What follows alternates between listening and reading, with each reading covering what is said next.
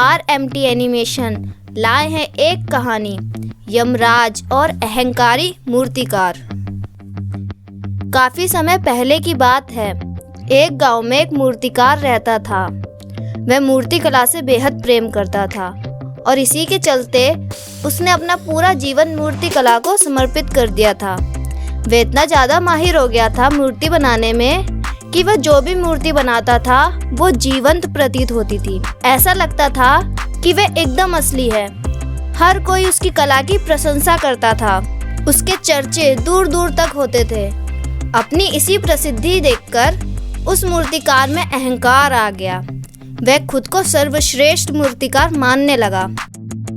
अब उसकी उम्र बढ़ती गई और जब उसका आखिरी समय पास आने लगा तब वह मृत्यु से बचने के उपाय सोचने लगा। वह सोचता था कि वो यमराज और उनके दूतों की नजरों से बच जाए। मेरा आखिरी समय आ गया है, लेकिन मैं मरना नहीं चाहता। मुझे मृत्यु से डर लगता है। मैं ऐसा क्या करूं जिसमें मैं यमराज की नजरों से बच जाऊं?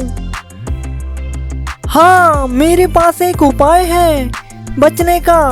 अपनी मृत्यु से बचने के लिए मूर्तिकार ने 10 ऐसी मूर्तियों का निर्माण किया जो दिखने में बिल्कुल उसके जैसी थी। मूर्तियाँ दिखने में इतनी जीवंत प्रतीत हो रही थी कि कोई नहीं कह सकता था कि मूर्तिकार कौन है और मूर्तियाँ कौन सी हैं। हा हा हा, अब मैं इसमें जाकर छिप जाता हूँ। यमराज अब मेरे प्राण नहीं ले पाएगा और मैं मृत्यु से बच जाऊंगा। मूर्तिकार उन मूर्तियों के बीच में जाकर छिप जाता है। उनमें से मूर्तिकार को पहचानना मुश्किल था। फिर यमदूत उसके प्राण लेने आ पहुंचे, लेकिन वह यमदूत 11 एक जैसी मूर्तियों को देखकर अचंभित हो गए। अरे ये क्या? यहाँ तो एक जैसे 11 मूर्तियाँ हैं। इसमें से मूर्तिकार कौन है? मैं मूर्तिकार को पहचान नहीं पा रहा। मुझे ये बात यमराज को बतानी चाहिए। यमराज, मैं मूर्तिकार के प्राण लेने में असमर्थ हूँ। वहाँ एक जैसी 11 मूर्तियाँ हैं। मुझे समझ नहीं आ रहा उसमें से असली मूर्तिकार कौन है। ऐसी बात है। इसमें जरूर उस मूर्तिकार की कोई चाल होगी। अपनी मृत्यु से बचने के लिए लगता है हमें स्वयं जाना पड़ेगा वहाँ।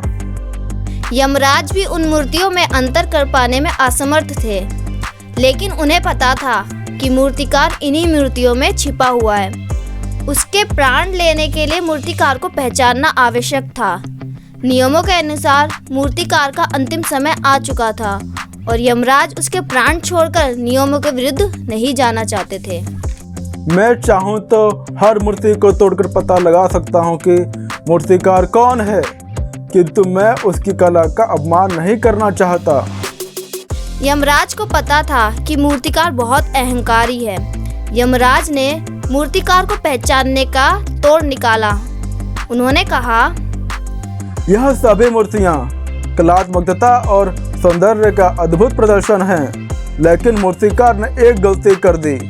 अगर वह यहाँ होता तो मैं उसे बता देता कि क्या गलती की है उसने।